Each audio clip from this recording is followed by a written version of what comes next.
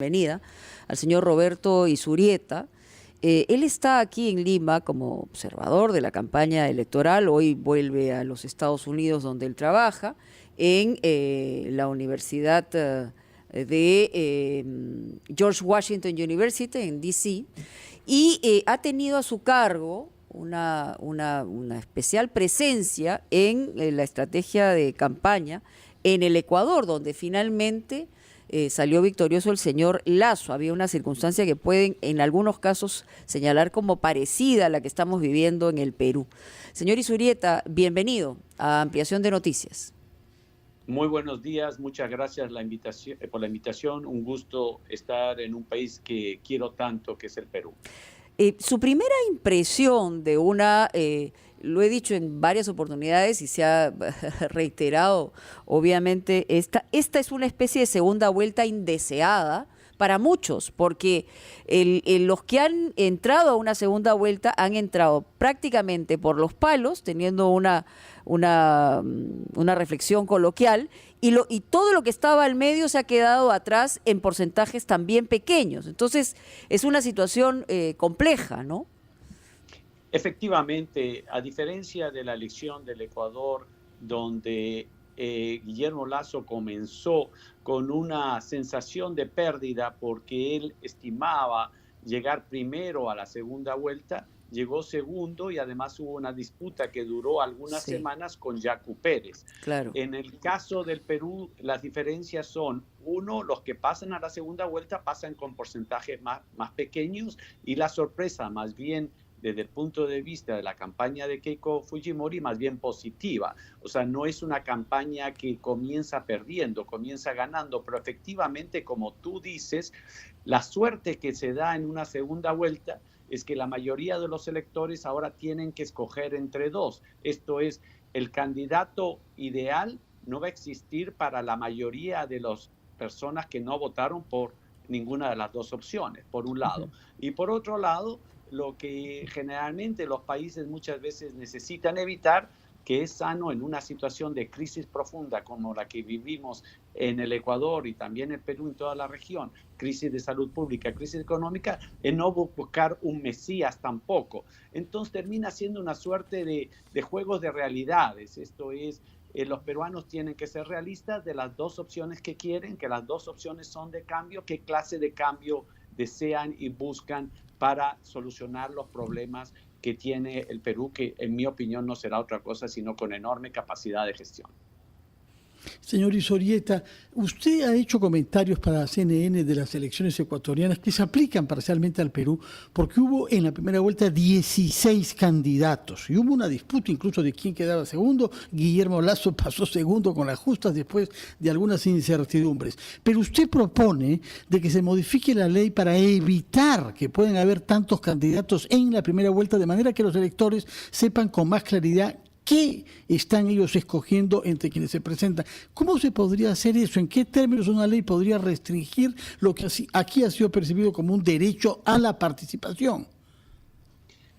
El derecho a la participación es esencial. El problema existe que tenemos que desarrollar sistemas electorales que permita que esa preselección se realice dentro de los marcos de los partidos políticos, para que después los dos finalistas, que es el equivalente a una segunda vuelta, sea una elección más clara para los votantes. En otras palabras, con un sistema electoral como el tenemos en el Perú o en el Ecuador, estamos pasando este proceso de primer nivel, de primera etapa, a todos los ciudadanos que están concentrados no en la política, sino que están concentrados en la solución de sus problemas de salud pública y de economía. Entonces, lo que tenemos que buscar son sistemas, pongamos comparativamente como el norteamericano, que tiene dos partidos políticos grandes y se da una preselección dentro de cada uno de los partidos, y después los ciudadanos con más claridad, que es lo que pienso que se verá en el Perú las próximas semanas con total claridad, porque son dos candidatos, dos opciones sumamente distintas de cómo afrontar los retos del futuro. Entonces va a ser más fácil para los ciudadanos. La primera vuelta, con 18 candidatos, le pones a los ciudadanos y a los votantes en una situación que en realidad lo deben resolver los partidos políticos. Señor Izurieta, ¿cómo está usted? Buenos días. Muy buenos días. Quería consultarle, de acuerdo a la experiencia que ha tenido usted en el Ecuador y sobre todo la forma como se enfrenta a una segunda vuelta, ¿cuáles son los criterios que predominan básicamente en la decisión del electorado con relación a uno u otro candidato? ¿Está el tema emocional? ¿Está el tema de la necesidad? ¿Está, no sé, el tema de los antecedentes? ¿Qué es lo que prima en esta etapa tan importante? Sí, queríamos hacer una pausa, Carlos, claro. justamente para que después de la pausa nos pueda responder el señor Izurieta aquí en Ampliación de Noticias. Le agradecemos la paciencia.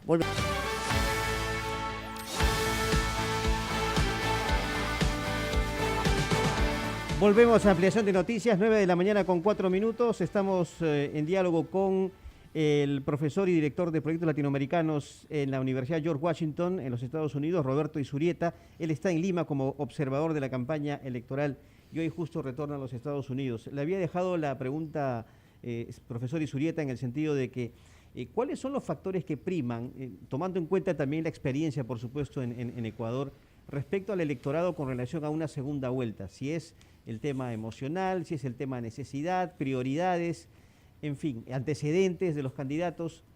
¿Cuál es su análisis desde ese punto de vista? La segunda vuelta en el caso del Perú recién comienza ahora. Yo es lo que llamo, al igual que el Ecuador, se da una suerte de borre y va de nuevo. Esto se va a ir dando por etapas, pero el contraste entre dos opciones, que las dos opciones que tiene el Perú es sumamente clara. Por un lado tenemos una propuesta, digámoslo así, más radical, donde se está hablando de nacionalización y una serie de elementos que otros países de la región ya lo vivieron. En la región el interés más importante, por supuesto, más allá de resolver la crisis de salud pública, la crisis económica, es el problema de Venezuela. Venezuela vive una dictadura cuyos efectos en la pobreza de los venezolanos ya tienen un billete de un millón de bolívares, un salario mínimo de menos de $3 al mes. Entonces, lo que sí preocupa en la región, y es una de las razones por la cual vengo aquí a hacer este análisis, es que si es que optamos por ese tipo de camino sería muy grave. Sí. Una de las cosas que tenemos que hacer claramente en la región es denunciar este hecho para limitar los problemas y producir un cambio, limitar los problemas de migración que estamos sufriendo o que están afrontando solidariamente todos los países de nuestra región, incluyendo el Perú. Señor Izurieta, ¿usted ha tenido oportunidad de conversar con alguno de los candidatos? En realidad, el tema Venezuela aquí también ha sido parte de la discusión, pero en otros procesos electorales, y ha tenido éxito el hecho de comparar lo que está ocurriendo en Venezuela. Sin embargo, en esta oportunidad, y van las dos preguntas, una si se ha reunido, en esta oportunidad parece que no se ha instalado esa incertidumbre en gente que por lo menos está respaldando la candidatura del señor Castillo. O sea, parece que es algo que se ha manoseado demasiado en algún momento en el Perú, ¿no? Estoy de acuerdo con tu análisis. Dicho esto, ¿cuántos inmigrantes venezolanos se encuentran en este momento? Casi un millón, y escapando, correcto, obviamente. Entonces, eso es una realidad que afecta al Perú como ha afectado al Ecuador y a todos los países de la región, que lo tenemos que seguir haciendo solidariamente, pero la verdadera solución es tener posiciones claras para denunciar una dictadura en Venezuela, que es nuestro rol como vecinos, y permitir que los venezolanos produzcan el cambio para limitar y dar la oportunidad a ese millón de ciudadanos venezolanos que puedan regresar a construir su futuro en su país, que es en última instancia lo que muchísimos queremos hacer. Entonces, en ese sentido se afecta. Segundo, yo sí pienso que los discursos de nacionalización que se confunden con estatización y sobre todo, ¿cuál es la respuesta frente a esta crisis? O un cambio que nos lleve a generar más pobreza, o nos unimos, en este caso se unen la mayoría de los peruanos para construir un futuro donde haya más esperanza y empleo. Sí, le había preguntado. Señor Izurieta. Sí, quizá si me responde, ¿se ha reunido con alguno de los candidatos? ¿Ha conversado con alguno de ellos? Cuando llegué yo acá, le mandé un mensaje a quien conozco de hace algunos años, Keiko Fujimori. Tuve el gusto de poder saludarla cordialmente en términos personales, de reconocimiento y de amistad. Fernando. Sí, señor Izurieta, veo que usted ha hecho algunos comentarios afirmando que sobre todo en una segunda vuelta no se gana, sino que se pierde. Es decir, más que los méritos de alguien que gana, cuentan los errores que puede cometer el que pierde. Y usted ha destacado 2 errores en el candidato que perdió en Ecuador, el señor Araúz, que son interesantes porque tienen una relación con el Perú. Uno, presentarse como un subordinado de otra persona, en este caso de Rafael Correa, el expresidente que lo promovió en su partido, por una reunión que hubo entre ellos en México. Y el segundo error que usted atribuye al perdedor es haber participado mal en un debate. Explíquenos, por favor, por qué ha llegado a estas conclusiones sobre más se pierde que se gana y cuáles son esos 2 errores que, según usted, llevaron a una victoria que muchos creían imposible porque comenzó con una diferencia a favor de su rival, del señor Lasso. Efectivamente, la diferencia fue dependiendo del resultado final o dependiendo de las encuestas, llegó a ser más de 20 puntos. Pero el argumento es exactamente eso. La segunda vuelta comenzaba en el momento que se cuentan los votos de la primera. Y efectivamente, como tú dices, los debates es un instrumento absolutamente esencial para que los votantes puedan contrastar las distintas propuestas de solución a los problemas que estamos viviendo. Entonces ahí en el caso del Ecuador claramente se vio el contraste en la capacidad y la experiencia de Guillermo Lasso versus la inexperiencia de Arauz. 1, 2. El hecho de que en el caso de Arauz había tenido los privilegios del Estado a través de la venta de una renuncia que fue efectivizada en menos de 24 horas versus otros que estaban esperando años. Entonces, cuando tú tienes, sea por ejemplo en un sindicalista, tengas que la gente pueda sentir que se está beneficiando en cierta medida, es una suerte de privilegiado dentro de una lucha muy necesaria que es por la construcción y crear más empleos. Entonces va a haber una serie de contrastes que yo pienso que se pueden ver claramente en un debate y sin lugar a dudas sería muy importante que el pueblo de Perú tenga la oportunidad en estos debates contrastar qué representan, cuál es su propuesta de futuro de ambas propuestas. Profesor Izurieta, en términos generales, ¿cuál es su análisis de la forma como se ha desarrollado la elección en el tema de la organización? Porque hemos estado en una etapa muy complicada, la seguimos pasando, ¿no? Esta es una elección distinta en todos los países en donde ha habido procesos por el tema de la pandemia, pero además, por supuesto, en el tema de la transparencia. Evidentemente, en elecciones siempre surgen denuncias respecto a posibilidad de irregularidades cuando un candidato no se ve favorecido con el voto popular. Pero en términos generales, ¿cómo ha analizado usted en el contexto de la organización estas elecciones?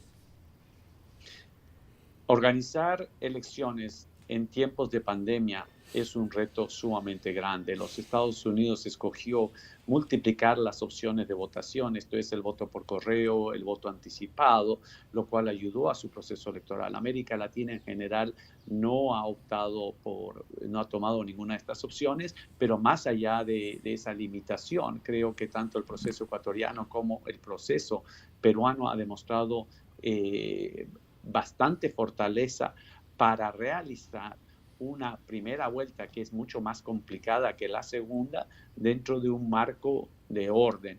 Efectivamente, el mayor reto es la pandemia y las autoridades electorales con las autoridades de salud deben seguir trabajando para contribuir para que este proceso se realice y continúe realizando de la mejor forma y sin lugar a dudas sin consecuencias en la salud pública. Usted ha reiterado en esta conversación, profesor, que esto recién está empezando. Claro, faltan alrededor de 40 días, es como una nueva historia y que los debates pueden ser determinantes. Vamos a ver, en el caso de la candidata Fujimori se ha dicho que aceptará lo que está planteando el Jurado Nacional de Elecciones, que son 4 debates, 2 con el otro candidato, y los otros 2 tienen que ver con quienes van en la plancha presidencial o los asesores o jefes de planes de gobierno. Todavía no le hemos escuchado al señor Castillo si lo aceptará o no.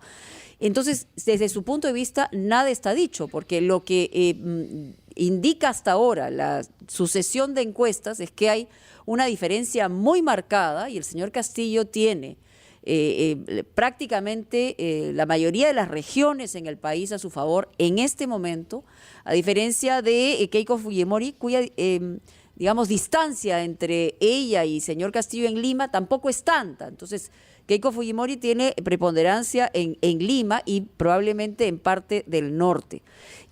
¿Cuáles son los factores en los que se tiene que discutir y qué cosa está en juego entre ambos candidatos? Porque por lo que vemos hoy en la fotografía, estaría pues a favor del señor Castillo en detrimento de la señora Fujimori, ¿no?